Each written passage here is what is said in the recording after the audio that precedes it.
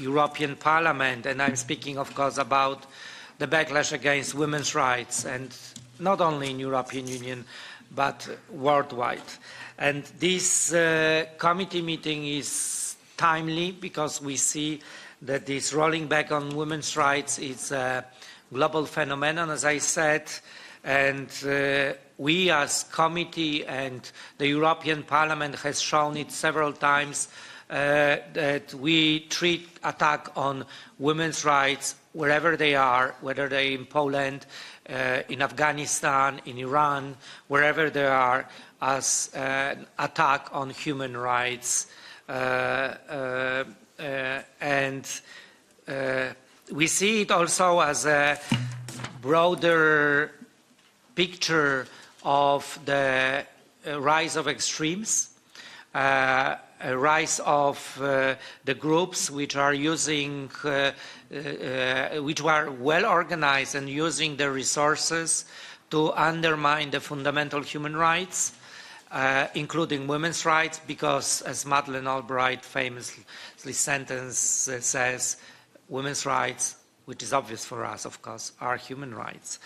And this hearing was provoked by the situation in Poland, where the ruling government and the institutions under control of the ruling government has made the situation where Polish women have less rights than Poland when they had in 2004, when Poland was entering European Union.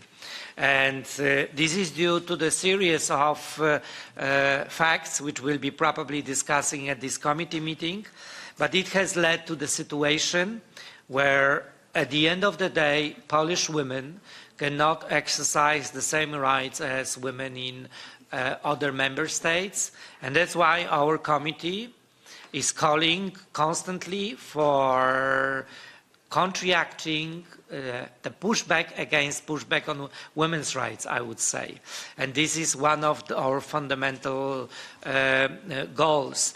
And the second goal for that and the remedy is a constant call for standardization on women's rights, not only on sexual and reproductive and health and rights, but also on other rights of women in European Union. And we will be hearing today our experts, our distinguished guests, which I try to create a waiting atmosphere for before I introduce our guests. But we will be speaking about the effect of the legislation which is introduced in Poland and other countries, which has dramatic consequences. Just a few weeks ago, colleagues, I want to remind you, we were discussing the case of Izabela from Pszczyna on special hearing, one of the 6 confirmed victims of the barbaric legislation introduced in Poland, or the de facto ban on abortion. And this legislation has already its real victims, as those are women who are dying because of that. And those are also women who are being sentenced because of helping other women, of being brave enough of helping other women. And what I hope from this House and this committee today is that we will say it clear that we want to stop criminalizing Polish women. We want to stop criminalizing people helping other people in access to their fundamental rights. That we want every woman, wherever she lives, to have access to fundamental rights. And this is the message we as European Parliament, we are obliged to send, and I hope we will be sending today, and I will be hearing this from our colleagues, because as I said, our position as a committee is clear on that. We voted that, we debated that, we made the decisions. And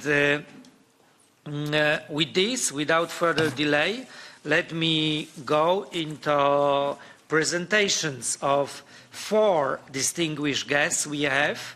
They're coming from different countries, but they will be speaking about the topic which I said before, backlash on women's rights.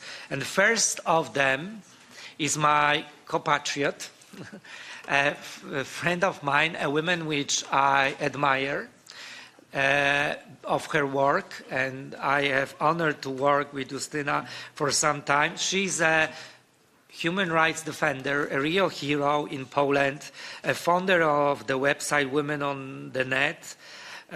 It's a Polish first online forum helping women seeking safe abortions. You can imagine how brave it is to launch such site and do it in a country where you can be persecuted for this kind of action. And actually this is a case of Justyna, as you all know. She was sentenced and she will be speaking about that. She currently works for the excellent Abortion Dream Team organization, which is a grassroots initiative with the goal of improving direct and immediate assistance to women who need abortion.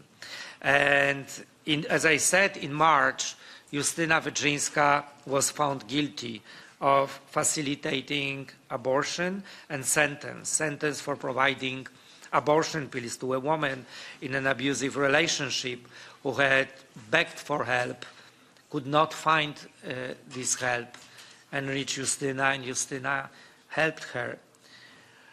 The woman was denied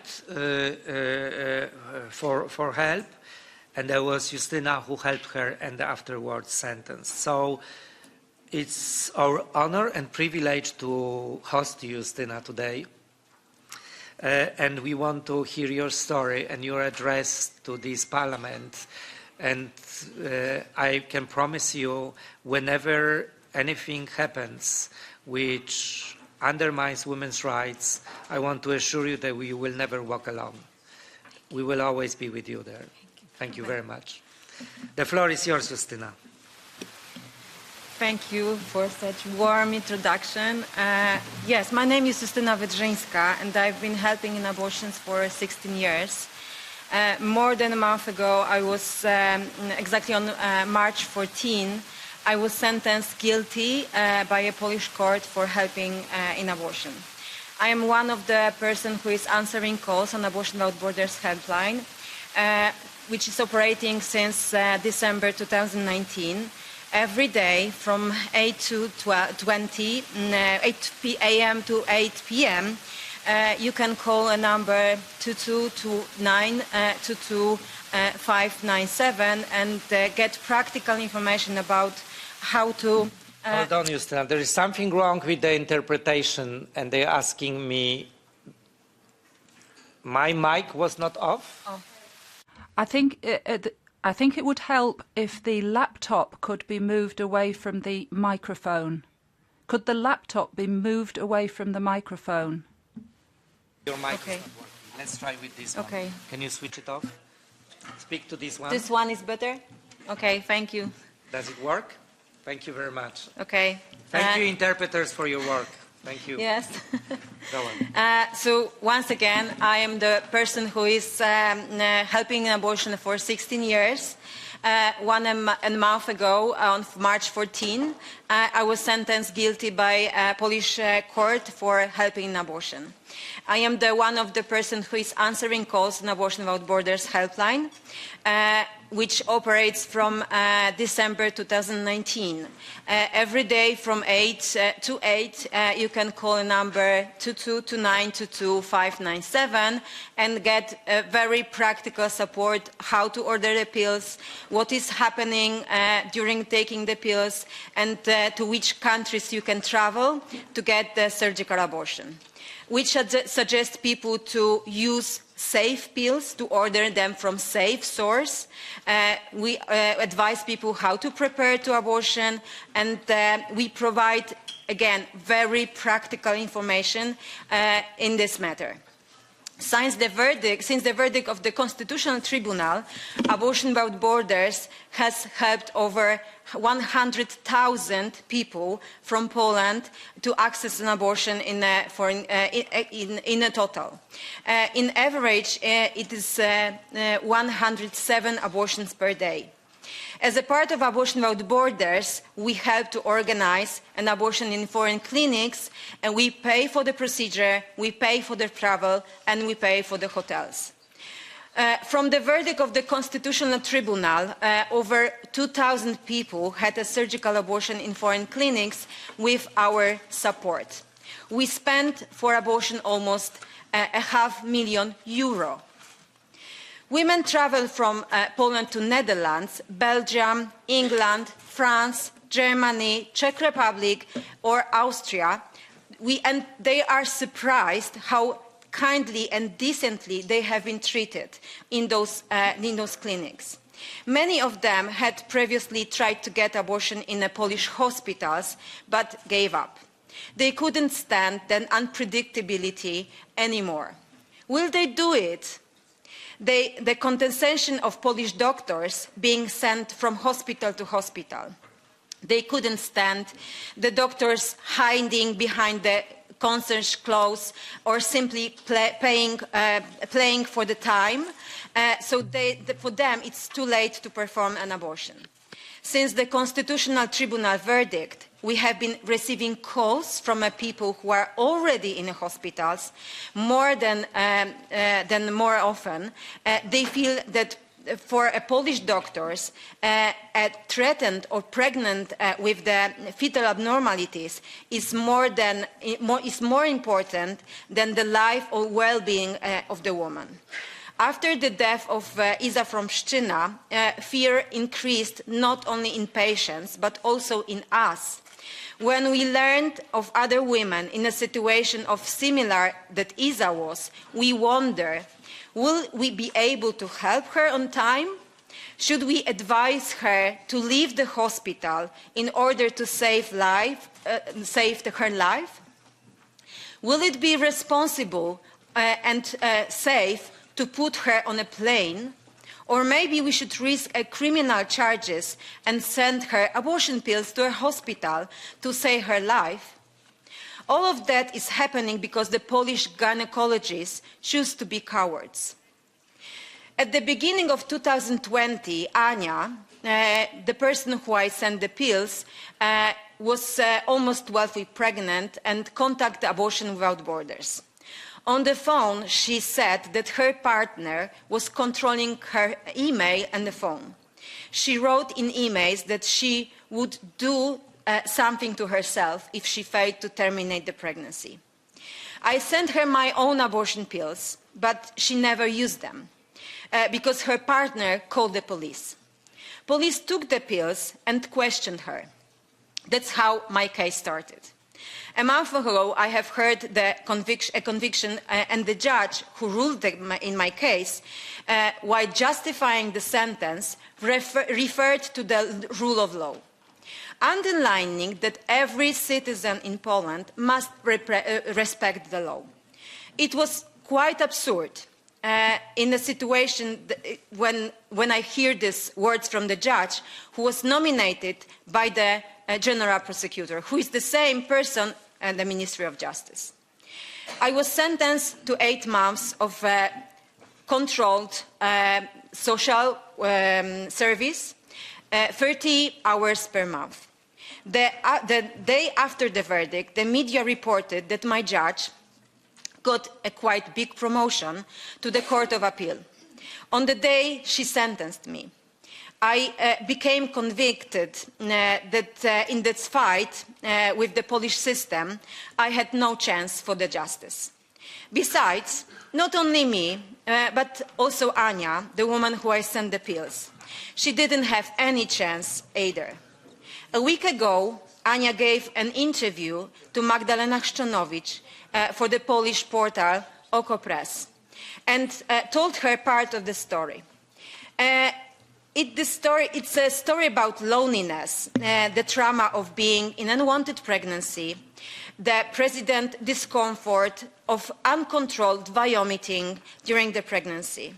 It's also a story about systemic violence, medical staff ignorance, the cruelty of the Polish anti-abortion law, and its very narrow interpretation.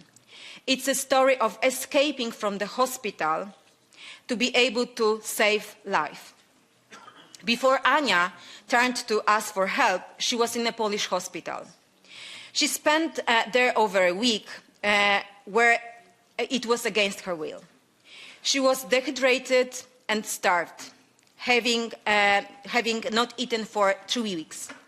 She vomited constantly, several times a day. She told the doctors at the hospital that she couldn't stand anymore, that she was so afraid about her life. In the medical records, in the nutritional status column, the doctor entered wasting and referred her to psychiatric consultation. Everyone saw her state she was in, but no one asked her if she wanted to be pregnant. One of the doctors told Ania that if she didn't start eating, she will be put on a parenteral nutrition and spend the rest of her pregnancy in the hospital. The story of Ania is a story of what has happened when there is no access to abortion pills, and how to end the pregnancy without the using of the method of our grandmothers. In the interview, Ania says, "After the police took my abortion pills, the last chance of a safe abortion has ended for me. After returning home from the police station, when I got home, I went to a toilet, and at first I have in my own hands, I was trying to dilate the cervix.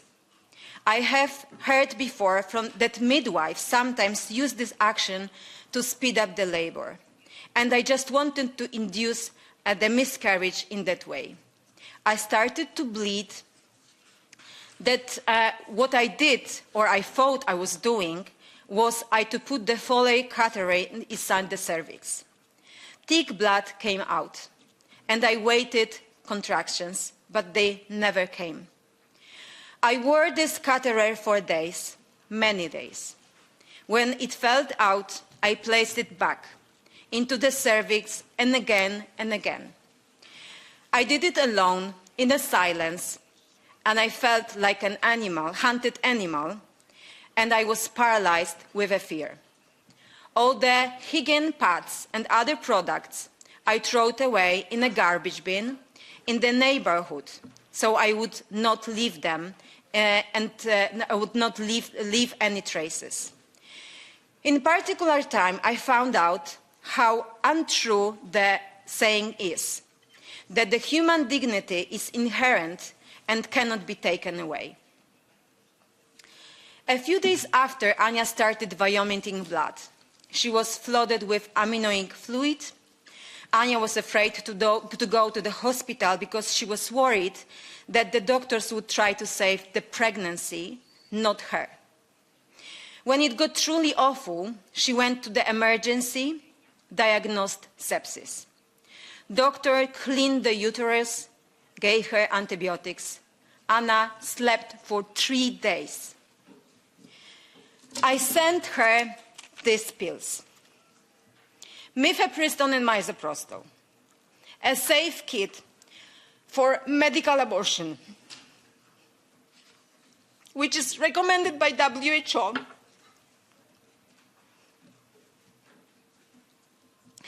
With these pills, you can terminate pregnancy or with your own without having a contact with a doctor.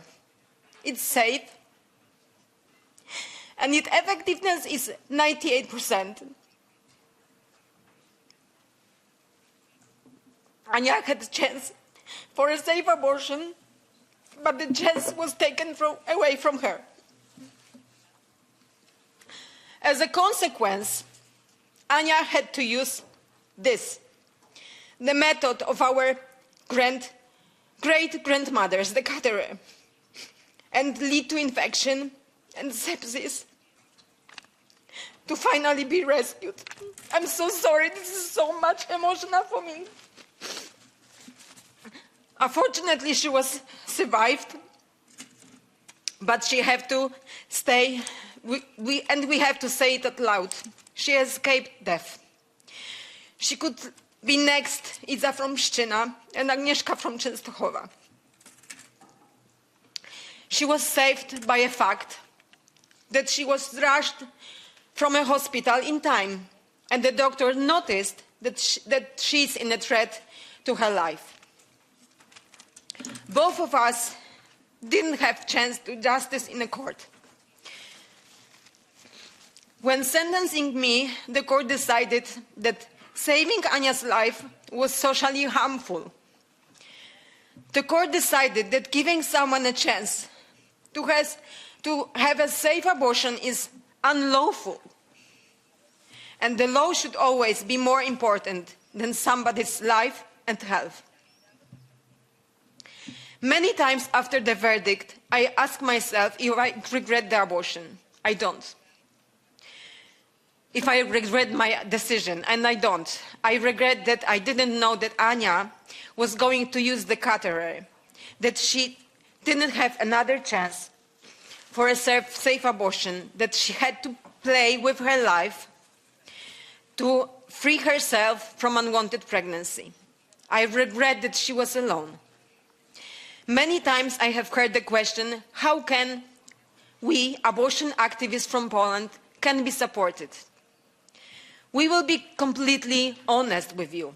Abortion Without Borders needs money for paying for abortions in foreign clinics. We need more initiatives like Belgium Equality Minister Sarah Schlitz from the French government. This is the real support for the people with pregnancies with fetal abnormalities in the second and third trimester. Thanks to that they have a safe abortion in Netherlands, Belgium, or France. These treatments are most expensive. What else you can do? Poland must change the abortion law and stop criminalizing people which help in abortions.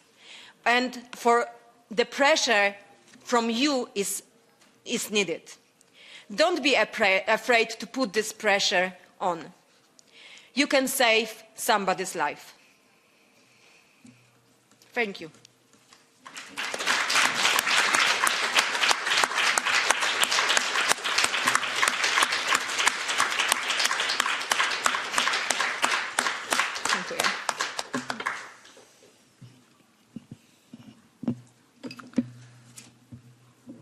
Well, it's really difficult to continue after these words, as you can imagine.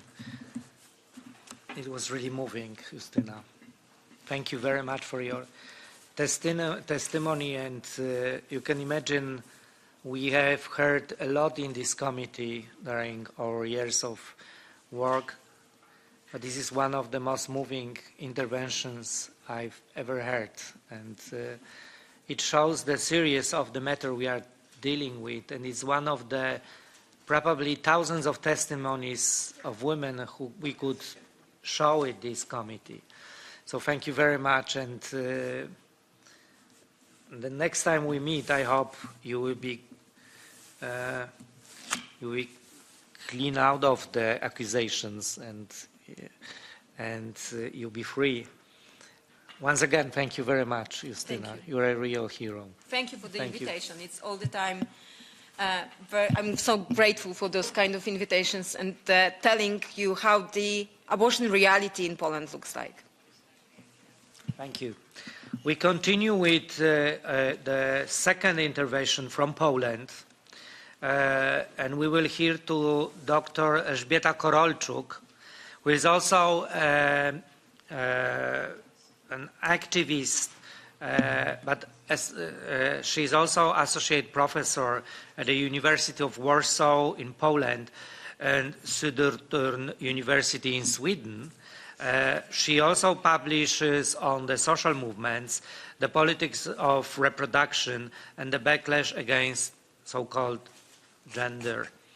and I had honor to work with Elżbieta on many occasions, but she recently also is an actress taking her role in the theater in one of the utopian theatrical plays, Radio Maria, which shows Poland without religious mixture of state and church. So it's a very interesting theatrical play which I recommend to you. But I will give the floor now to Elżbieta, who will speak about her expertise as a professor on the issue of the backlash. She will she will be connected remotely with us. I don't know whether from Poland or Sweden, we'll find out, but there she is, Elżbieta Korolczuk. Elżbieta, proszę cię bardzo. Yes. Thank you very much for the invitation. Can you hear me well?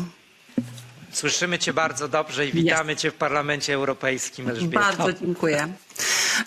Welcome to the European Parliament. Thank you. For the invitation to this hearing and for the opportunity to speak about one of the most pressing issues for democracy.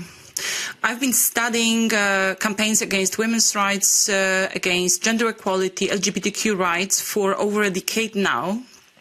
And I would like to share with you 3 key points. First of all, the opposition to abortion rights, reproductive rights, women's rights is part and parcel of the process of de-democratization. It's not a side issue, is not something that we should treat separately, is about democracy. Second point, there are 2 main pathways to de-democratization which are inscribed in anti-gender campaigns. These are politics of knowledge and political violence, and I will come back to that. And third point is that both of those issues, knowledge and violence, are well within the purview of European Parliament and also European Commission, and there is need to do more. So to my first point, the attacks on abortion rights, reproductive rights, LGBTQ rights are often presented as a matter of religious views about tradition, about difference in opinions. And the people who are behind anti-gender campaigns often claim that they want to save democracy, that they do it in the name of the people. I think that Justina Wydrzyńska's story showed us very well what are the costs for the people of this kind of politics. And available research shows us very clearly that they speak in the name of a marginal minority, because a vast majority of European citizens want more gender equality, want more freedom and not less. And more importantly, the anti-gender activists and right-wing politicians who support them undermine democracy in its 2 basic tenets. First of all, they challenge the stability of democratic institutions, both in terms of, for example, independent judiciary, and the case of Justyna shows it very well how it works, and of course independent university and academia as well. And at the same time, these people challenge and oppose core democratic values, such as equality, pluralism, solidarity. Without those, we simply don't have democracy. So how it is done in practice? There are 2 important ways or key ways to pathways to de-democratization, and the struggle around knowledge, production and expertise has become one of the key battlefields for the anti-gender campaigners. Anti-gender actors use institutions invested in knowledge production, such as universities, think tanks, state institutions, to promote what they call alternative truths about identity, sexuality, family, reproduction. But these truths are not rooted in research or open debate, but are rooted in religious beliefs. And this is done through a series of strategies, which include targeting critical inequality studies, such as gender studies, but also critical race studies, and also specific scholars, those who work on equality, those who work on reproductive rights, those who work on racism, and not just in countries such as Hungary, where gender studies have been banned, or in Poland, But also my Swedish colleagues are increasingly vocal about personal threats that they received, and the representative of the Swedish Democratic Party went on record saying that gender and critical race studies should be controlled by politicians because they are ideological. Another strategy is to facilitate changes in the domain of knowledge production, changing curricula, withdrawing financial support, changing regulations of professional advancement. And this is done also along promoting and producing fake knowledge about gender, women's rights, but also climate rights and other pressing issues. So what is happening is the contamination of language of human rights. So the goal is to stop talking about women, their experience, as Justyna just did. They want to talk us about abstract life or fetuses as the minority group. And what accompany this is the devaluation of scientific expertise that bodies such as European Parliament rely on to produce policy solutions. Another element of this matrix is violence. And the growing amount of evidence shows that anti-gender campaigns contribute to the rise of political violence, both discursive and physical, as well as judicial violence, as in the case of Poland. One of the key strategies of the anti-gender movements is to vilify feminists, LGBTQ people, trans people, and their allies. These groups are demonized as perverts, they are portrayed as enemies of the people, as part of global elites, which of course goes hand in hand with vilification and demonization of European Union, right, as colonizing force. Hence, gender is presented as Ebola from Brussels, dangerous, contagious form of ideological imposition. So we know this mechanism very well from history. Vilification of minority groups leads to victim-perpetrator reversal, and then it justifies violence as rightful self-defense. And in recent years, we have witnessed an increased number of smear campaigns, epistemic violence against gender equality advocates and also politicians, and also in the European Parliament, and finally also street violence. The attack on participants of the Pride March in 2019 in my hometown, Białystok, was not an isolated event. It was not a side effect. It was a consequence of a long-term campaign against sexual minorities, which was orchestrated by politicians, religious representatives, and civil society actors. In the early 2000s, the international community of scholars concerned with violent extremism, as well as security experts, were focused mainly on Islamist groups. But today, there is a growing recognition that in most countries, right-wing extremists should be considered a much bigger threat. Right-wing organizations and networks espouse nativism, ethno-nationalism, but also misogyny, homophobia, racism, and anti-Semitism. And they frequently embrace strategies of violence. They disavow democratic process. As shown by Mason Youngblood in the United States, over the last decade, the far-right movement was responsible for 73% of all extremist murders in the country. And in 2018, this statistic rose to 98%. So my final point is that both violence and attacks on academia are crucial to democracy because they block conditions for free, critically informed and violence-free participation in democratic practices and contribution to public debates. If we want to save democracy, we better start now. Thank you. Thank you very much. Thank you very much, Elżbieta. Thank you very much, Professor, for your intervention. And we continue with two more interventions. So far, it's extremely interesting. So I look forward for Regina Marques, clinical psychologist who is with us, the teacher, and a member of the National Secretariat of the Movimento Democrático de Mulheres, Women's Democratic Movement of Portugal, if I say it right. Ms. Marques will speak on the advances and retreats in women's rights from equality in law to equality in life. A very interesting topic. So you have 7 minutes for that. The floor is yours. Thank you for being with us.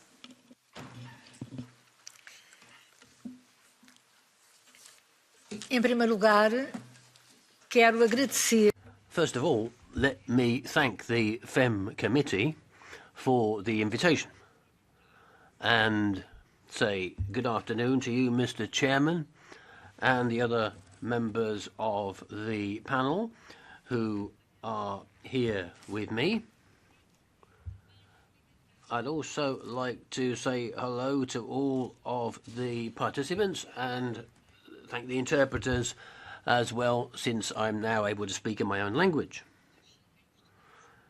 Today in Portugal, it's the anniversary of the Carnation Revolution.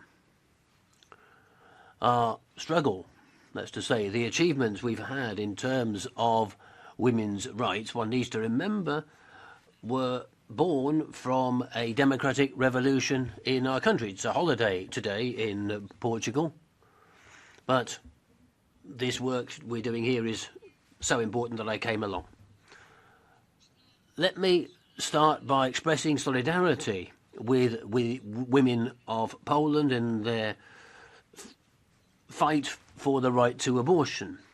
I also wanted to deal with the question of abortion in Portugal. It was a tremendous achievement by women. And I wanted to say that it took years to gain this right. We needed 2 referendums, and it was finally granted in 2007. It was an intense struggle by women. There were various movements involved, including mine. The parliament got involved as well and eventually put forward and promulgated the law which allowed women in Portugal to have a right to choose. And I would like to stress that for us, this right for abortion, it was an achievement in terms of civilization. It's not just a question of women's rights. It's a question of giving women the ability to decide over their lives, particularly when their life is something which is causing them difficulties, as certain pregnancies can do. Various reasons for this. It could have been caused by rape, the health of the mother, the health of the baby, and economic reasons as well can lead to a woman needing to avail herself of the possibilities of abortion. For years there were backstreet abortions in Portugal. Many women died, many children died, and we believe that the battle is one worth fighting, and we'd like to encourage the women of Poland to keep going, to keep fighting, and they can count on the support of women throughout Europe. But we're also seeing a backlash in this battle. There has been legislation adopted in the United States and in countries, of course, such as Poland. But this backlash isn't something that just affects the women in Poland or women in the United States. All of this is going to have an impact on all of our lives, even the lives of the right wing that are taking up their positions on this in various parts of the EU. And I wanted to tell you that official reports demonstrate that after our law came through, unwanted pregnancies have fallen, and that the the idea was that women would get abortion after abortion. That was the argument the anti-abortion people used. That's not right. It's not proved to be correct. So the figures show that having the possibility to have a safe abortion in health centres or hospitals with doctors attending, all the statistics prove that it was a tremendous achievement and that it's vitally important for reducing child mortality, maternal mortality, and this right of women now over their own bodies is vitally important. We're continuing the fight on sexual and reproductive rights in Portugal. We want that there's this now, doctors and nurses are using this right to object for reasons of conscience, and we are fighting against the closing down of health and sexual and reproductive health centres, because various public services in Portugal are allowing this use of the objection for reasons of conscience and having women being seen by lots of doctors before she's allowed to have an abortion. That's something that's causing us concern because it's in line with issues that have already been raised this afternoon. To give you it sounds like an extreme example, but in many countries in Europe, in France, but in Portugal too, there are definitely attacks on the right to abortion. So it's a struggle which affects all of us. It needs to be continued and widened, and we all need to show solidarity with one another. But women's rights are more than just the right to abortion, of course. And there's another kind of concern, or other kinds of concerns that we have. In the 20th century, women's rights movements achieved an enormous amount as far as rights were concerned. Access to education, the right to contraception and universal health care. Women were able to enter the labour market and carry out scientific research, where today, in Portugal at least, they occupy one of the most important figures, both in research laboratories and universities. Women have shown tremendous skill when it comes to carrying out research and overcoming the difficulties with working in a country that used to lag behind, that was poor, that had lots of difficulties. And it was difficult for women to get a proper education at school. But the Portugal that we are celebrating today, the revolution that we're celebrating today, is something that was brought about through the efforts of women, not just in the struggle against fascism and oppression, but also for women fighting for their own dignity. These were difficult things to achieve, but they underpinned women's struggle. And today we need to recognise that there are problems here. The issue we're talking about this afternoon is the backlash against women's rights. We should mention some advances too, but we are unquestionably living in a period where women's rights in many areas are going backwards. Policy that calls itself egalitarian needs to look at stability in jobs that women have. And on the agenda in Portugal, there are problems. There are things going backwards because of the huge increase in the cost of living, the crumbling of the health service in Portugal, the lack of services and human staff in the public services, a lack of shortage of and more expensive services such as telecommunications and transport.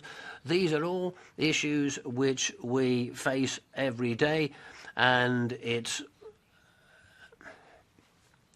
something where we keep fighting, because we can't have equality without having the same conditions for a dignified life for all citizens.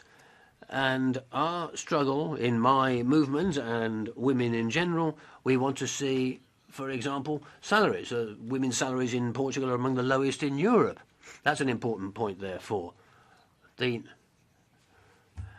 national minimum wage in Portugal is 770 euros. And that's the level at which most women earn.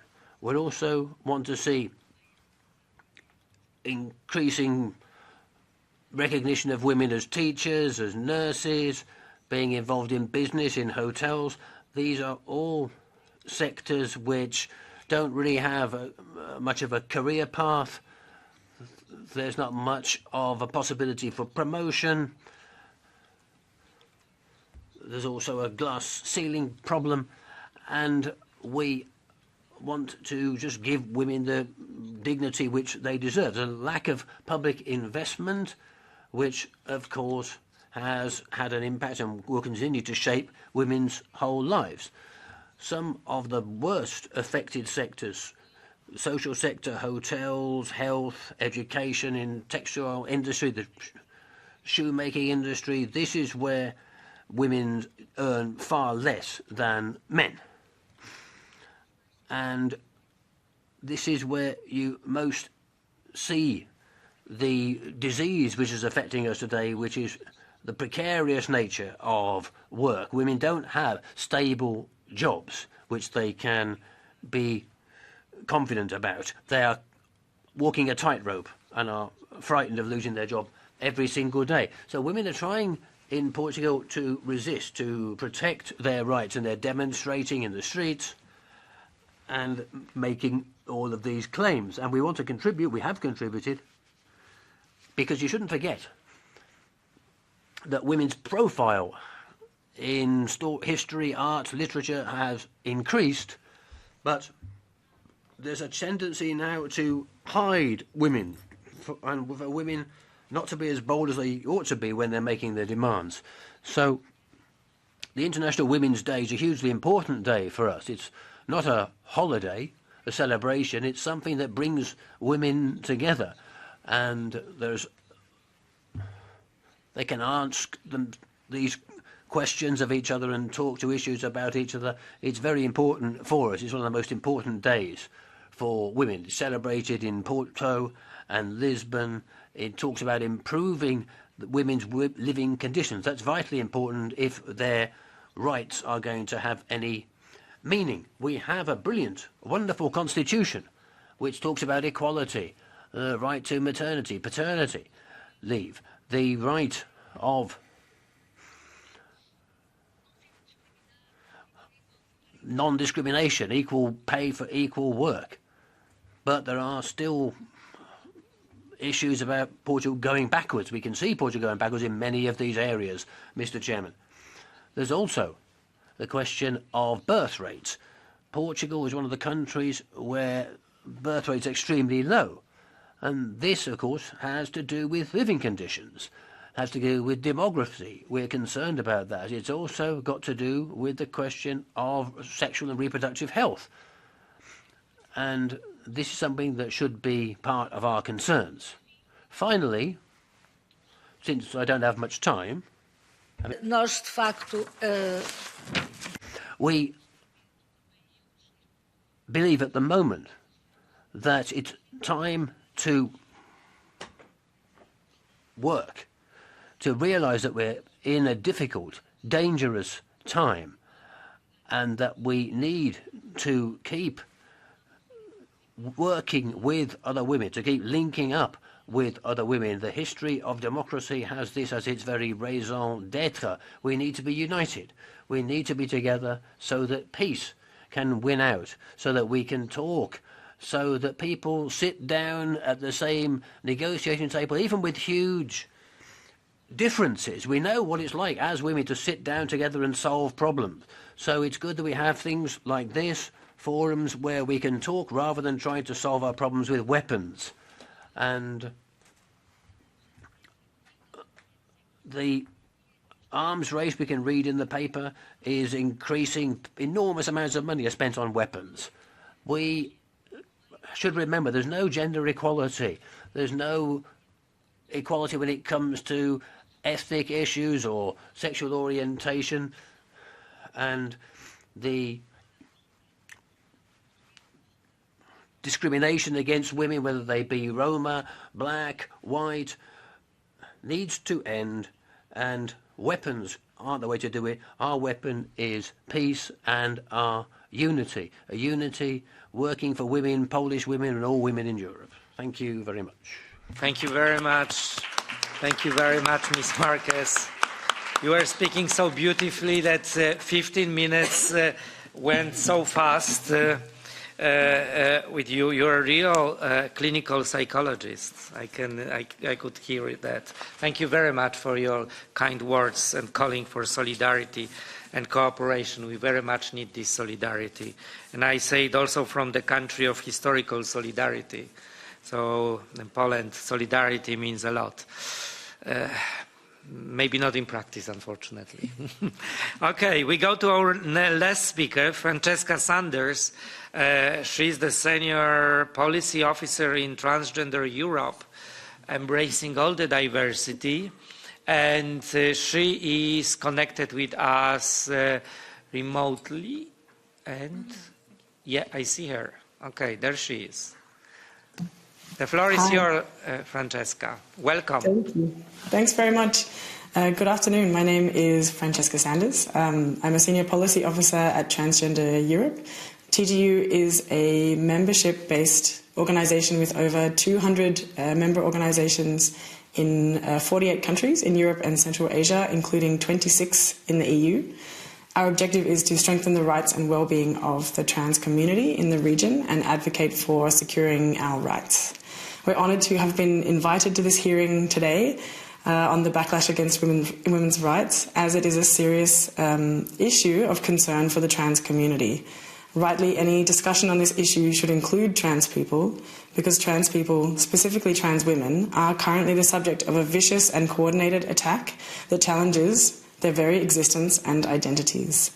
Trans people are being heavily targeted by conservative political actors, religious groups, and gender-critical feminists, the same forces fighting against sexual and reproductive health that we have heard about already today. And the effect is visible in rollbacks to law and policy, as well as the increased rhetoric that opposes protecting the rights of trans women. So what is the impact that we're seeing? Across Europe, legal gender recognition based on self-determination, which is the internationally accepted idea that a trans person has a right to change their name and their gender marker on their official documents without any third-party test, medical diagnosis or arbiter, is under threat from gender-critical feminists and other right-wing actors. We saw this in Scotland, where there was intense pressure to block the legal gender recognition reform, as well as in Spain and recently Germany.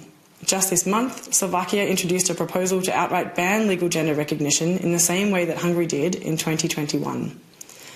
We also see opposition to trans women being accepted and placed in women-segregated spaces like prisons and shelters. These are spaces where trans women are particularly at risk of violence, abuse and harassment, and in fact need to be specifically protected.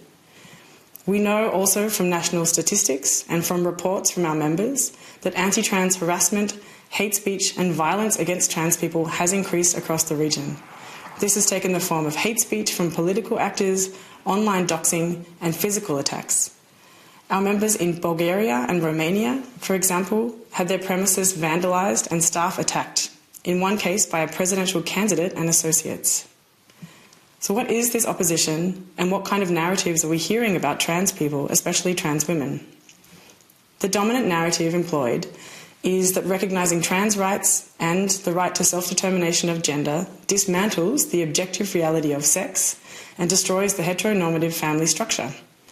Gender-critical feminists also argue that it is motivated by misogyny. Francesca, I'm sorry to intervene, but I was informed by interpreters who are asking to slow down. So I'll give you enough of time. So just take your time, speak slower, so the interpreters can interpret you in all languages of the world. Thank you. Okay, absolutely. Thank you for that. Okay, so gender critical feminists are arguing that self-determination of gender is motivated by misogyny and negates the discrimination and violence faced by cis women, who are consequently invisibilized in law and policy. The second strand of argumentation is that trans women are a danger to women's segregated spaces, which relies on the false narrative that trans women as an entire category are predators. It is understandable that one might find these claims convincing. After all, we all want to ensure our physical and emotional safety and well-being. The TGU has three main responses to these arguments. First, rights are not a limited resource, but are the fundamental entitlements of a person simply because they are human. Securing the rights of trans women does not take away cis women's rights. While a balancing of rights might be needed in some cases, that cannot be a reason to diminish or roll back the fundamental rights of trans people, or anyone for that matter. We need to work together to arrive at solutions that work for all, rather than attacking trans women, whose physical safety, emotional and mental well-being, and socioeconomic security is already precarious. Second, the concept of gender is not new. The feminist movement has built strong arguments around gender-based discrimination, gender-based violence, and gender stereotyping that has helped advance many important legal and policy reforms, and has also helped deepen our understanding of how patriarchy works to oppress women and people of diverse gender identities and sexualities. These concepts have been accepted and applied by international human rights bodies, such as the UN CEDAW Committee, UN Working Group on Discrimination Against Women and Girls, the Office of the High Commissioner of Human Rights at the UN, and the European Court of Justice. The Istanbul Convention and the European Court of Human Rights also recognises the right against discrimination based on gender identity. Trans people firmly place their human rights within this umbrella of rights based on gender and gender identity. Third, as I have mentioned, trans people routinely face violence, discrimination, and harassment. According to the 2019 LGBTI survey of the EU Fundamental Rights Agency, 36% of trans women and 33% of trans men said that they had experienced physical or sexual violence in the preceding 5 years. TGU's 2022 trans murder monitoring data showed that 95% of all reported murders of trans people were of trans women. Other exclusion axes such as ethnicity, migration status, sex work status, age, and disability further exacerbates the violence and discrimination experienced by trans women. Claims that trans women are perpetrators of violence against cis women are inflated and anecdotal at best, and encourages fear-mongering. More importantly, it is a distraction from what should be our collective goal: to demand better protections, more safety, and opportunities for cis women and trans people alike. The forces that oppose trans rights are the same forces which oppose cis women's true and complete equality, cis women's rights over their bodies and lives, and cis women's decisional autonomy. I'd like to close my remarks today with a reminder that trans movements are a feminist struggle. Trans people, by their very existence, challenge existing societal norms around gender expression, gender-based stereotypes, and control over their own bodies. These are precisely the things that the feminist movement challenges. The fight for trans rights is a fight for a feminist vision of the world and a fight to dismantle patriarchy. In order for us to truly oppose the forces that seek to limit the rights of all women and trans people, we must recognise this and stand strong together. We must be able to recognise and take apart narratives that are couched as supportive of trans people, but in reality are opposed to the existence of trans people, especially trans women. And, as Elżbieta articulated very well, and I wanted to thank you for your excellent intervention. Attacking trans people and women's rights are just the beginning. The ultimate goal is dismantling democracy itself. I'd like to once again thank you for including the voices of the trans community in this important discussion today, and mention that TGU is available and very willing to work with and support the FAM committee in its efforts to secure the rights of all women. Thank you. Thank you. Thank you very much, Ms. Sanders, and we really appreciate the expertise of Transgender Europe and your commitment to our common fight against this backlash on women's rights, including trans women. And I just want to inform you, because you have mentioned the Istanbul Convention, that I have some good news for you. This House has today, the joint committees, LIBE and FAM committee, decided to support EU accession to Istanbul Convention. So we are on good path on that as well, that this will be a first standard on that. And with this, we go into the Q&A session. And first on my list is a woman who is a strong fighter for women's rights, and she is also a rapporteur on our directive proposal on the directive dedicated to combating gender-based violence, Frances Fitzgerald. Frances, the floor is yours, EPP.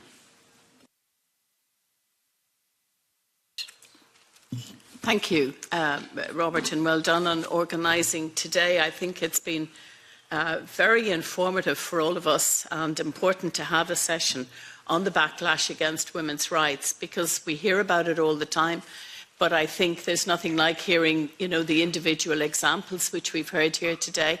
And I would like to thank all four presenters for your very strong presentation of the issues as you see them. I think it's been very important for all of us to hear what you've had to say. And Justina, I can only agree with Robert, how very moving was your presentation, and it brought me back to Ireland, really, to Savita Halappavanar, who died in slightly different circumstances, but nevertheless the issue was the same, and who was really very influential in ensuring, because of that personal story, that she died because she was miscarrying, but there was still a heartbeat and she wasn't saved. And it influenced our votes, because between 1980 and 2018, 170,000 Irish women travelled to the UK. So I suppose, listening to you, what strikes me that we're all very aware of in this committee is that you cannot take the progress in women's rights for granted, that we see, progress, and then we see a backlash. And really it's about monitoring and continuing to work all of the time on the democratic principles we all believe in and the values that the European Union espouses, and on equality. So I think the kind of work we're doing here in the committee in monitoring and really being very alert to both new discriminations as well as some of the old ones that go on is so important. And to hear from the other speakers as well about preserving democracy really is at the core here as well. And I don't have a lot of questions. I felt honoured to listen to each of you, actually. But perhaps I'd ask Justyna and Elżbieta about the experience of Ukrainian women who may be travelling into Poland, who have been assaulted, who have been raped, and how you feel, what is the response to them in Poland, and what can we do to help in that particular circumstance as well. But certainly, I mean, the message I take is, to be ever alert to progress on women's rights, and it's very easy to see it being reversed. And I suppose we have the benefit of working across Europe and being alert to the changes that we see, but you can't take it for granted at all, even when you've had the legal changes, that it starts, going in the opposite direction again. But thank you all of you very much for your presentation. Thank you. Thank you, Frances. And the next one representing S&D is Carina Olsson from Sweden. Thank you, Chair. I would like to continue in Swedish. Och jag vill säga stort. Many thanks to all the speakers who've spoken to us this afternoon. There is a very serious situation being faced by women's rights. We've seen that in the world, in the EU, in my own country, Sweden. Sometimes drastic legislation reduce our rights, or sometimes it's just step by step, a gradual degradation. Developments in Poland is a good example of degradation of women's rights, and the statement we've heard from Poland today is certainly tragic and very sad. Women used to go from Sweden to Poland to get abortions, and now it's probably going to be the other way around, if that's at all possible. So we have also been questioning equal opportunities policy in Sweden. Since the new government has been in place, we've seen a gradual degradation of women's rights. We were very proud of our equal rights policies, but they've been shifted aside with the new government. We think it's going to take 300 years to get back to previous levels. We can't wait that long.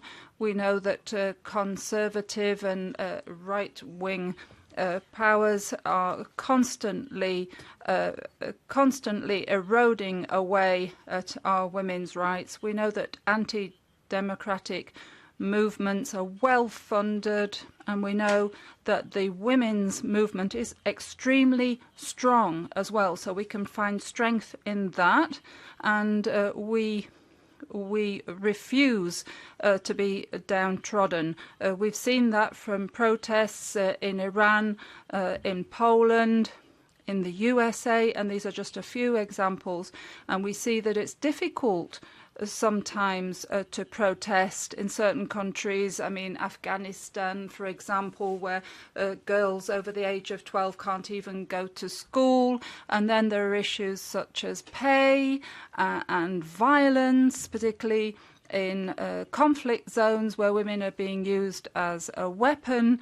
And I would like to ask, what do you think that we should do as European politicians in the European Parliament? And we go to Netherlands now, and Renew Group, Samira Rafaela.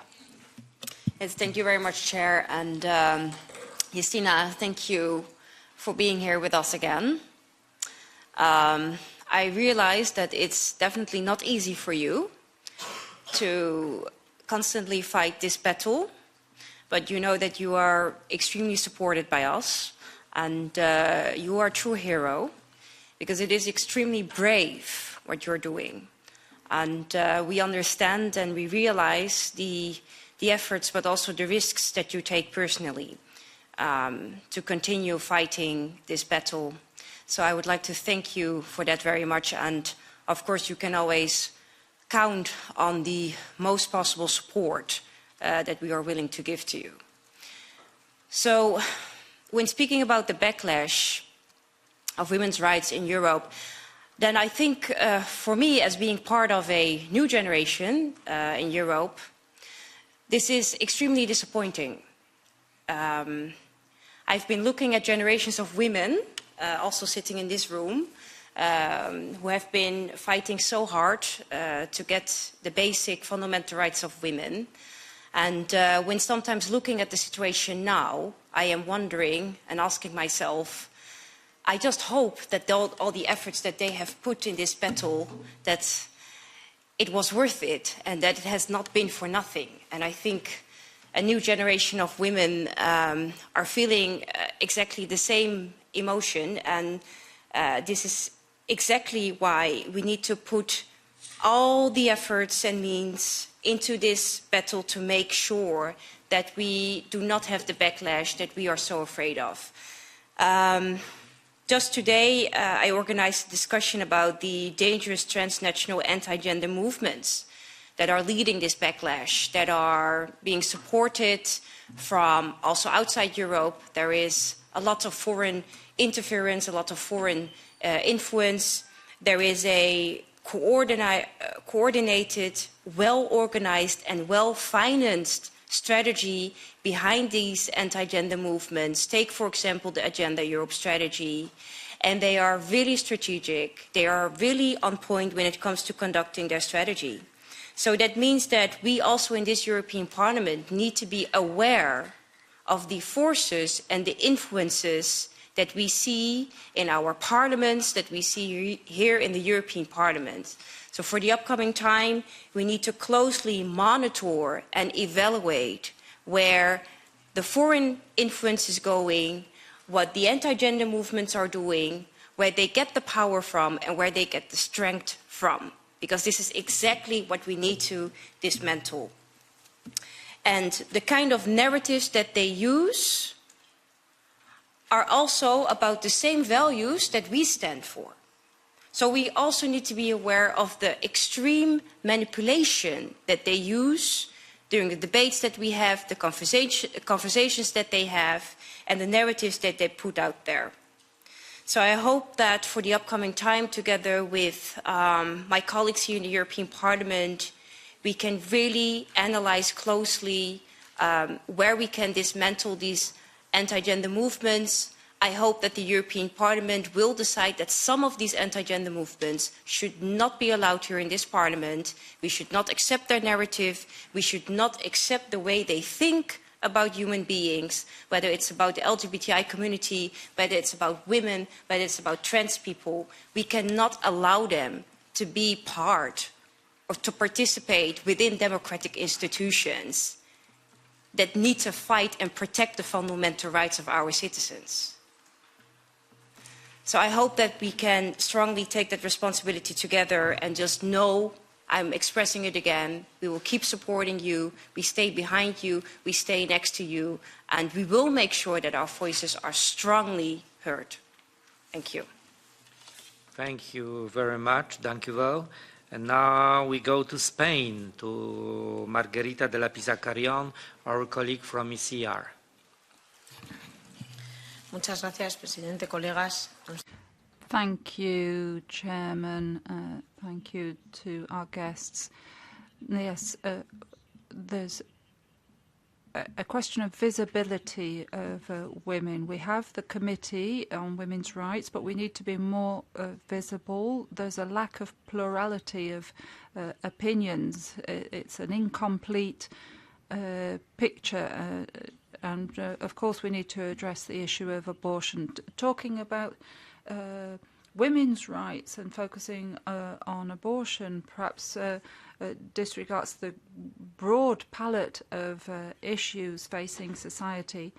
For example, a woman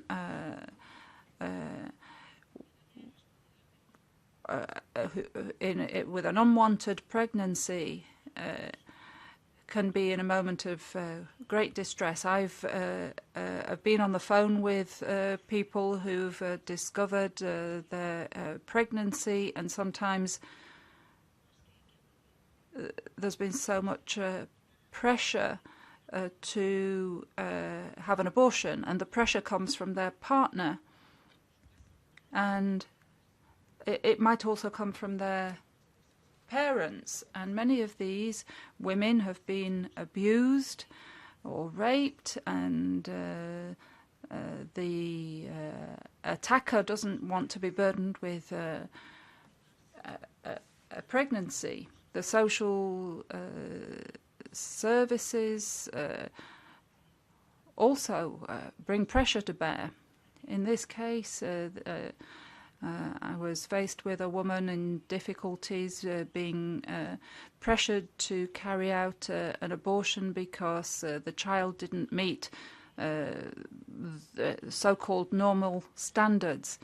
So I'm sure that you must be concerned, all of you must be concerned about these situations too, where a woman is pressured to have an abortion. Surely you're concerned about that as well, because that happens a lot. I mean, you always talk about the difficulty in having access to an abortion, but what about a woman who does want to continue with her pregnancy. And this is happening because abortion has become normal, and women are being forced to go ahead with the abortion simply because the pregnancy didn't arrive at the right time for the right person. I mean, imagine our mothers when we were conceived. Many of us would not be here if we'd had the standards that we have today. Remember the practice, the development of the practice of abortion. First of all, it was for specific reasons. Now it's just based on the will of the woman. The European Parliament supports abortion without any time limit. Many would not do that, would not carry out an abortion on the day of delivery. Imagine that. These are things to think about. I encourage you to think about these things. I'm a pharmacist. Nobody wants an abortion. We all agree. Nobody wants to be exposed to these procedures. I mean, we always talk about safe abortions as if women had no other recourse than abortion. But the WHO proposed procedure needs medical assistance. I mean, exposing a woman to this treatment without medical supervision can put her life at risk, because if the woman doesn't know at what stage of the pregnancy she's in, she could be in a very compromised situation. It can even be fatal.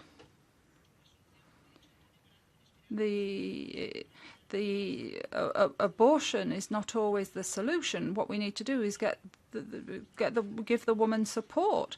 It's normal to feel confused. We should help that woman to live through the pregnancy. She might not know what she wants, but how many women thought they didn't want to be pregnant and then changed their mind along the way? How many mothers started off by thinking they didn't want to be pregnant? I would like this debate to be really about women's rights, an authentic debate on the rights of women in society. I don't want it to be limited to the practice of abortion, because there are so many other important things to talk about. Thank you.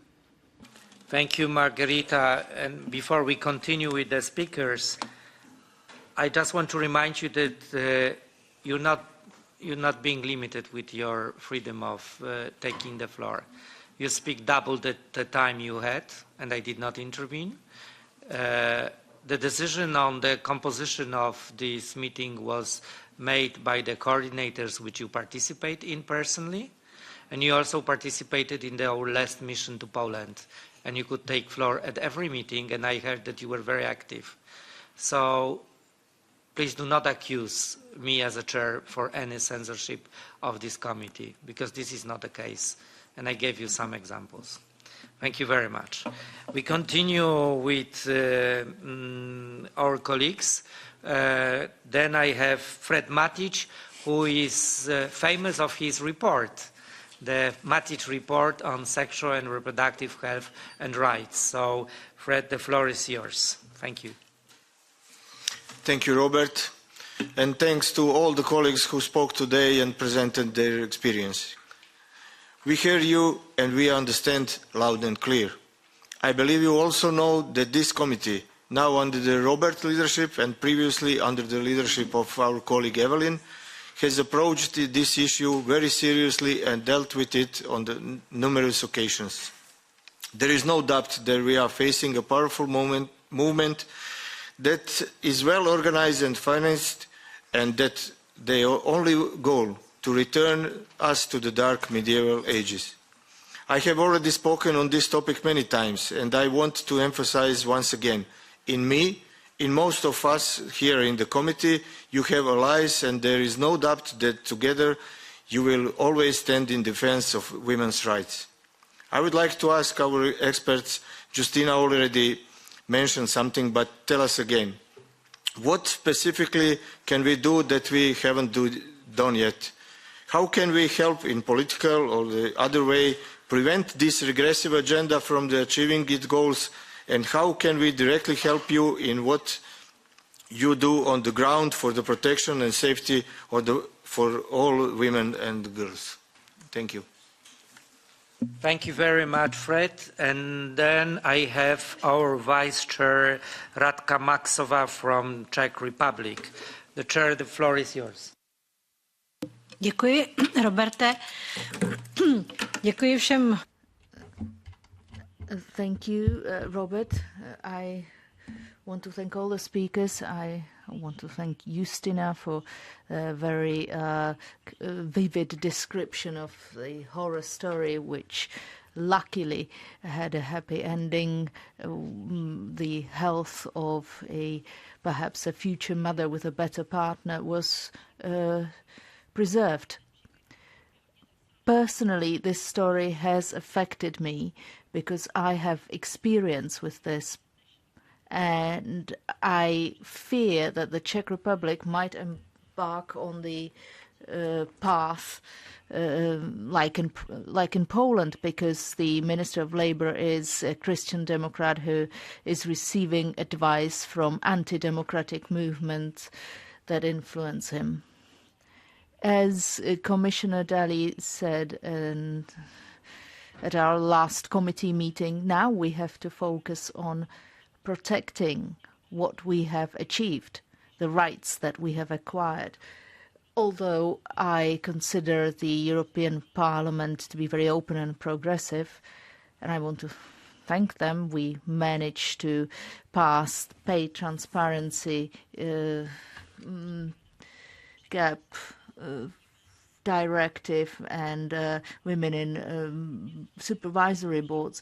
We still have to focus on protecting what we have. We have to recognize a right for safe abortion as a basic human right, and it should be embedded in the Charter of Human Rights of the EU.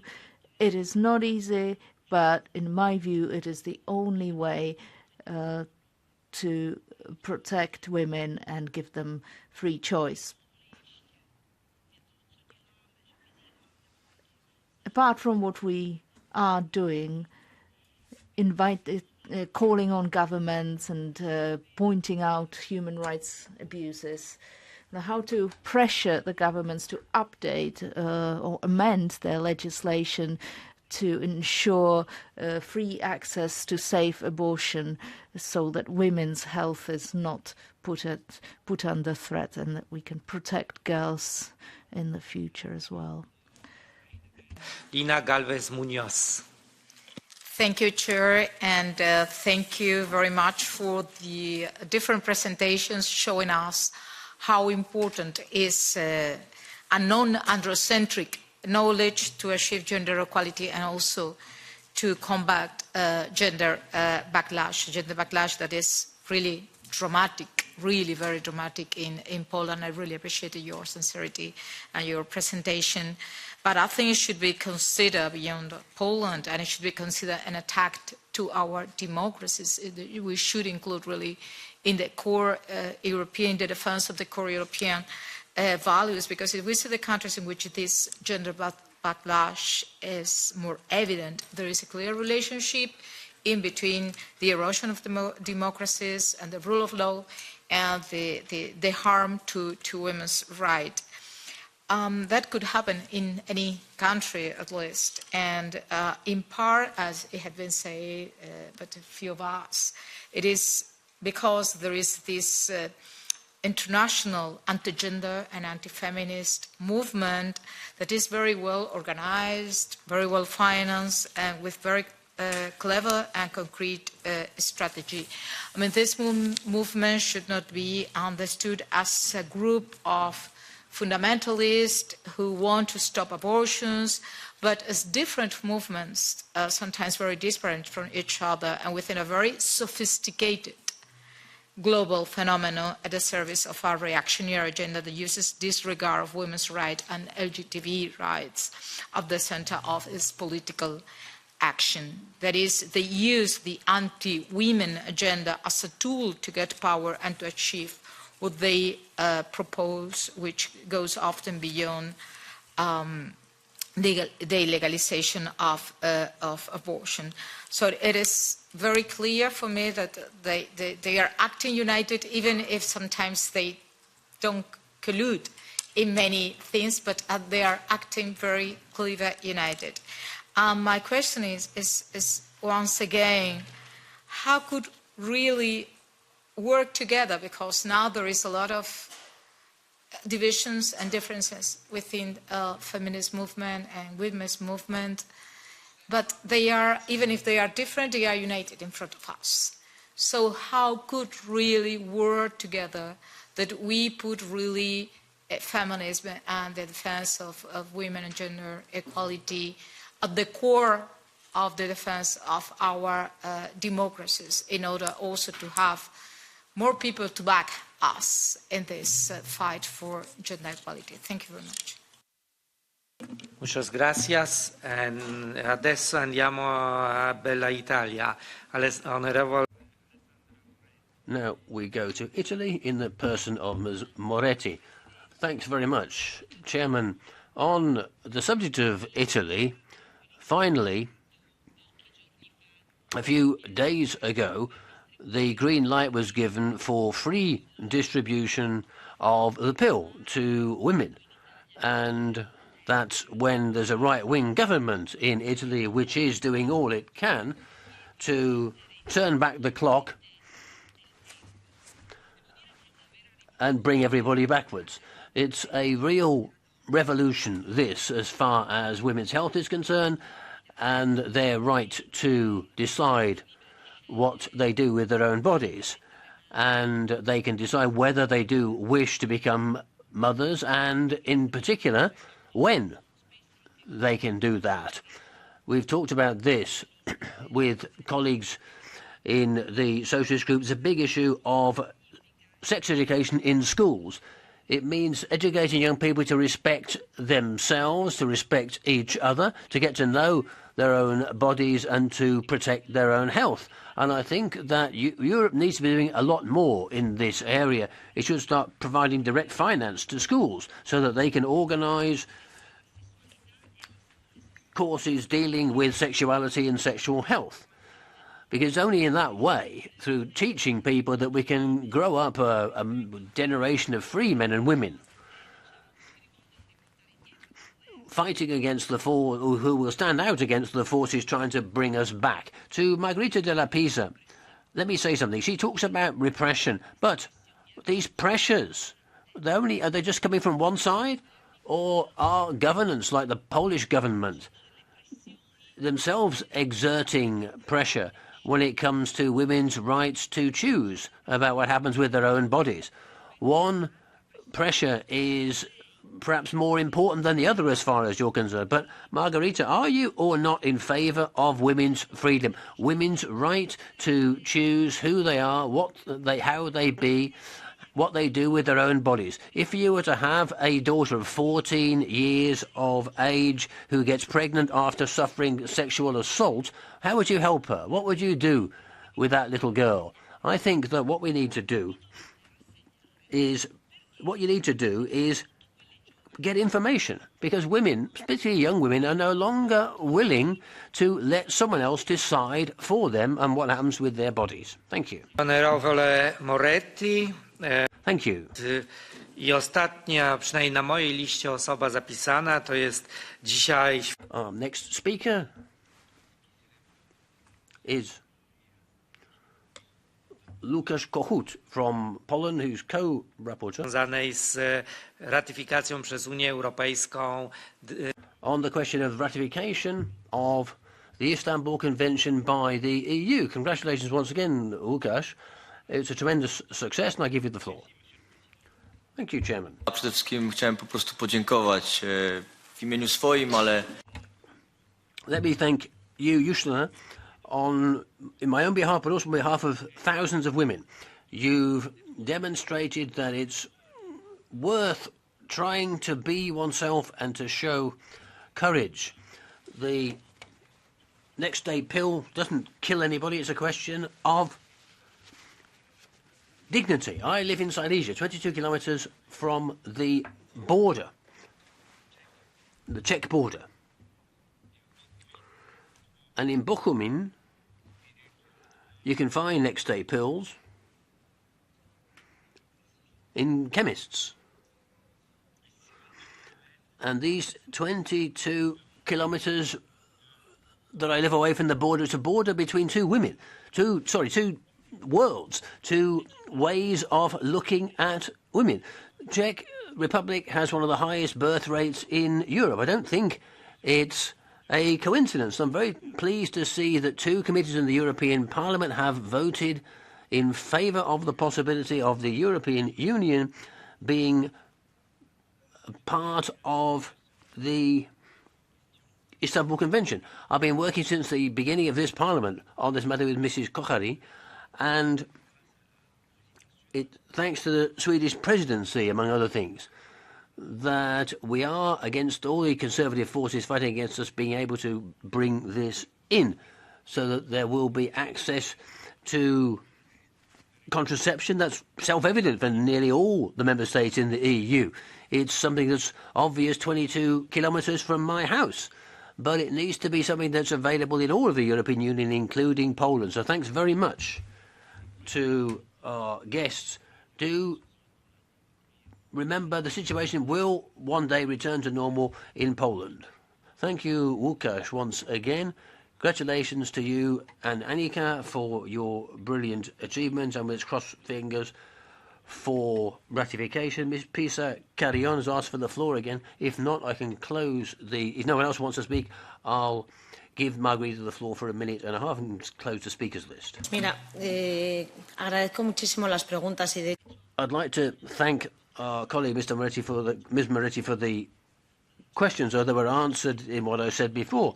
When abortion is up for discussion, when it's being normalised, you're basically obliging women to avail themselves of it if there's anything unusual about the pregnancy. And that the question is whether society is questioning whether women want to have a baby. If they're having a baby, it's because they want to and they can. If you're having a baby, it's because you can. If you don't help a woman, don't provide any help for a woman when she's pregnant under difficult circumstances, she should only get pregnant when she can allow herself to look after it. So just the existence of abortion is something that works against the interests of women, because people take away the possibility of helping her out. As for what was asked about my child of 14, if she were raped and got pregnant, my help would be that she wouldn't get raped in the first place. The abortion wouldn't solve the trauma that is unfortunately being more and more common in Europe. So the solution to rape is that there's no rape. Abortion is not the solution. Abortion is another kind of aggression against the woman. Acompañaría a mi hija con toda la I would be with my daughter with all possible tenderness. I would help her to become the mother. How many people are the result of rape and have happy lives? Don't you get irritated because you think it's more or less mandatory to have an abortion after you've been raped? How many people today? There's lots of people who are the result of rape and would actually be offended by the words that have been spoken in this room. Much, colleague. And now I give the floor to our distinguished guests in the order of the speaking order. And I will start with Justyna Wydrzyńska. You have each maximum 3 minutes, unfortunately, because we need to really conclude. We already round out of the time. We really need to conclude soon. So, Justyna, the floor is yours for 3 minutes. I will try very fast. First of all, I want to thank you for the huge support. To be honest, this support is much, much bigger than I got from the Polish MPs. So I feel here almost like at home, and I really appreciate this, because this makes me much, much braver when I go to country and start to fight with the system. And I want to say about our work, we trust people.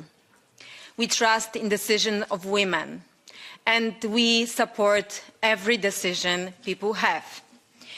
And especially in my work in Abortion Without Borders, every day I speak with 100 people. And what I hear is that they hide abortions, and they do this in a secret, then they are forced to do it. So if I hear that there is a person who is forced to stop the pregnancy, I would protect this person as much as I protect those who want to stop the pregnancy.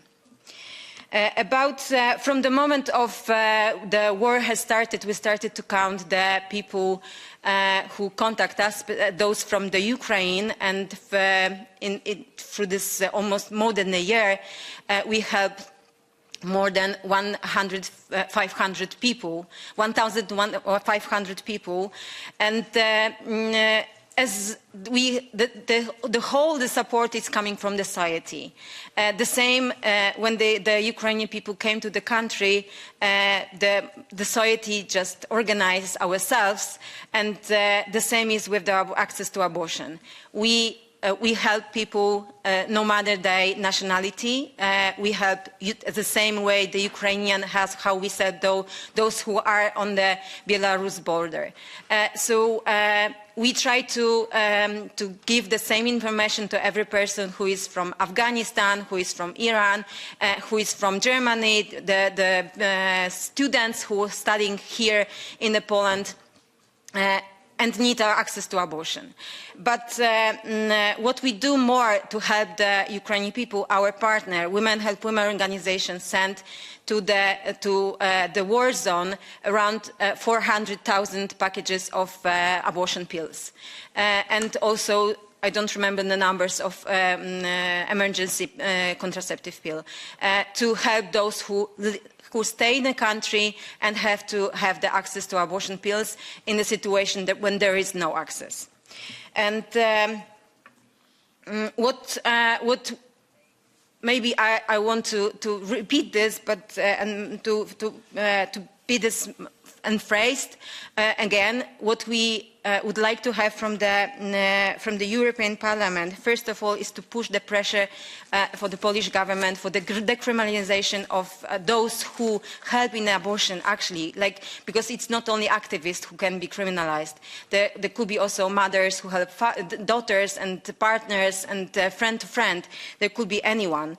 And first, to support financially Abortion Without Borders, because we do the job. We really help people to get access and to pay for the abortion. And I think the good step will be this chapter of women's rights, and it is a good start to decrease the differences between European countries with these rights. Thank you. Thank you very much. Deserved applause. Thank you very much, Justyna. And now we go to Elżbieta Korolczuk, who is, as I said, remotely. From Poland or Sweden? From Poland this time. Say hello to Poland then. Yes, I will. The floor is yours. Yes, thank you very much. There were many questions about what to do. Obvious for me is that we need to, first of all, spread information and knowledge about what anti-gender campaigns are about, what are the goals and what are the effects of those campaigns. And I'm very happy that many of the speakers and MPs have discussed the international connections, the origins and the finances that are behind the anti-gender campaigns. So I think that this knowledge has to be promoted and has to be implemented and integrated within the policy-making processes. Another issue, what I have been saying is why I have been focusing so much on knowledge production and expertise is because I think that especially within modern sort of policy-making procedures, the type of knowledge we have, the type of truths that are being circulated and produced are of key importance. That's why we have to have more finance, more money for research on these issues, and I'm currently part of a Kindle project which is financed by Horizon 2021 scheme, and I think that we really need more this kind of schemes which look at the connection between women's rights, minority rights and the quality of democracy, because this is key here. And also we need to not hesitate to withdraw financial support for groups which promote language and facilitate discrimination and violence, because as I said, very often these groups claim that they are working on behalf of women's rights or minority rights, but when you look at the effects, you actually see the increase of violence. And my last point is to Ms. Karion, and I have been involved in activism on behalf of single mothers in Poland for over a decade now, so it's crystal clear for me that the mothers' rights are a part of feminist agenda. But what you have been describing, the situation when women is pressured into making a decision, whatever this decision is actually violence. It's domestic violence or partnership violence. And this is exactly why we need, because this violence happens, this is why we need to implement, for example, Istanbul Convention, to really protect women from violence. So the answer to your question is we need to protect women from violence and not take away their right to decide about their future and their bodies. Thank you very much. Thank you very much, Professor. And the next speaker is Ms. Regina Marques, celebrating their national holiday. Congratulations once again. And the floor is yours for 3 minutes. Muito obrigada. Thank you very much. Let me start by flagging up this issue that rights are indivisible, they're indissociable. So you can't speak about women's rights without talking about the right to work, the right to education and sexual and reproductive rights. No one of these rights is more important than any of the others. Obviously at the moment we're giving priority to some of these issues which in Europe, we should recognise there are countries where things are getting worse. We should recognise that, where women are having fewer rights. And there are studies that show that when it comes to sexual and reproductive rights, those women who have fewest options to be helped are the poorest. And today, there are countries in Latin America where it's also women are criminalised and actually jailed for seeking abortions. There are situations as well where support centres in France, for example, are being closed down. So there is a movement backwards. And that's given rise to some of these tragic situations we've heard about today. We had that in the past in Portugal too. And as I've said, after the law in Portugal, the abortion law, it wasn't that women are free to have an abortion whenever they want. This is what people say to try to muddy the waters. In Portugal, for example, it's 10 weeks. There's a 10-week limit. You have to have it in the first 10 weeks. It's not that, oh, I feel like having an abortion today. No, it's not like that at all. We should be careful when, if you're against abortion, to try to spread ideas like that. Because there are lots of reasons why women ask for an abortion. In Portugal, the majority were poor women. Studies have been carried out where women who have tried to inject themselves or drink salt water with complications which are absolutely terrible. And these are the poor women. It's well known. The hospital beds are filled with people carrying out abortions themselves under terrible conditions. That's finished now in Portugal. That doesn't happen anymore. We have moved back in certain areas. but we've got the morning after pill now. We've got the less invasive versions of abortion. Medical services can help simplify the process, make it less expensive, make it less bureaucratic, because this new medical system doesn't require some surgical intervention. So that's what we want, for women just to be able to choose. We're aware that the 10-week limit in Portugal isn't the same as in France. Things aren't done the same in other countries. So we need, as women, to be aware that we're not asking for legislation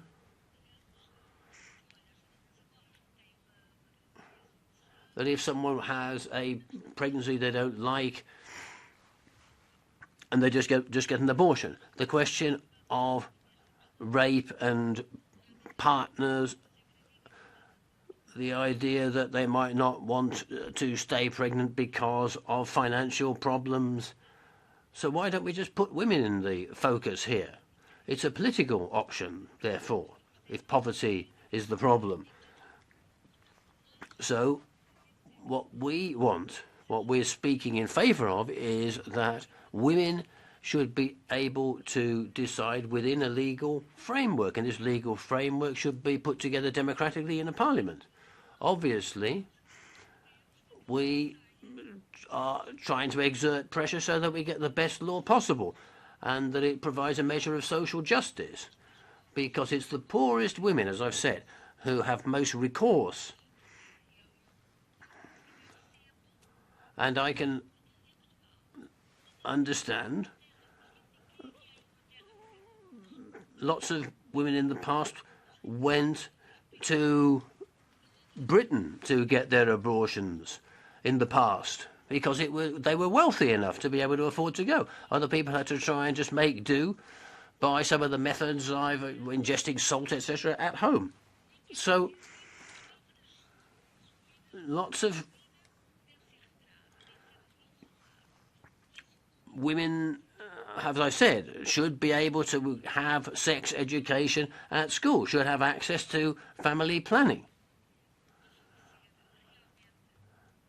Now, things have changed, because from the moment that they're now, if they go to a doctor to talk about families planning, they immediately get access to contraception. But it's more to women's rights than this. You need, in the European Parliament, I believe, to have public health policies, labour policies, to have equal pay for equal work. All of this needs to be done so that women's rights as a whole are respected and women are treated with dignity, because we can't go back. I know it's your holiday, and I know it's an important day for you, but I really need to stop you now. I'm sorry. No. Do you want to say the final word? The final word, go on. Não, apenas agradecer mais uma vez. I'd just like to thank you once again, Mr. Chairman, and say we need to be more complex in our analysis. We can't just simplify the problems as one thing. And the last speaker, and please keep your time, Francesca Sanders from Transgender EU. Thank you. I will be quick. I wanted to say thank you very much for all of the comments and words of support. It's really heartening to know that we have so many allies in this space and elsewhere, and also that you're so deeply aware of the issues and how interconnected and well coordinated these actors are. The anti-trans and anti-gender voices are very loud, and so it's really helpful to also hear the supportive voices. I wanted to quickly answer the question about what can we do that we haven't done yet. And I have two things to mention. One is about building alliances across movements. This is something that we talk about a lot, but we haven't really achieved it yet. So bringing different actors together recognizing that these attacks they start with minority groups, they start with sexual health and other issues, but the ultimate goal is much deeper than that. And it's a common tactic of the anti-gender movement to divide and conquer and to pit us against each other and say, for example, women's rights are in conflict with trans rights and that giving trans rights somehow affects other women's rights. But as someone else mentioned, rights are not... it doesn't work like that. Rights are not like pie. More rights for one group are in fact more rights for everyone. And the anti-gender movement is very coordinated and very organized, and so we also need to be. And the second suggestion is to echo what Elżbieta said about further research, also about understanding people's values and where people are coming from and what moves people. There's a large segment of the population who don't fully understand the issues. Perhaps they've never met someone who needed an abortion, they've never met a trans person, and they perhaps don't understand what the issues are, and we need to work with them and really inform people what the issues are and what the risks are. And that's everything. Thank you. Thank you very much, Ms. Sanders, and thank you very much to all of the speakers. And it was extremely interesting discussion, and I just want to assure you that we will monitor the situation.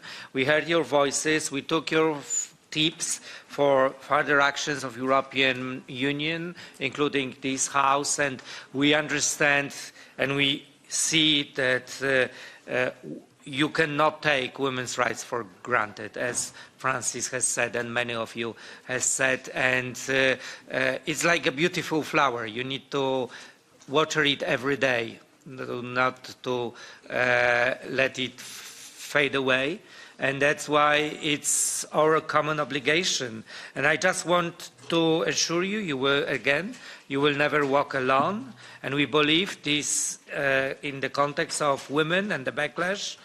We need to stand in solidarity, and we will, because it's their body, their life, and it should be their choice, no one else. And thank you very much for being here today, once again, to all of you. And with this, I end up the committee meetings, which we started at 9 in the morning, and we just finished. So thank you, my colleagues, for being with us. Thank you to interpreters, secretariat, advisors, administrations, and the guests especially. Thank you very much. Thanks.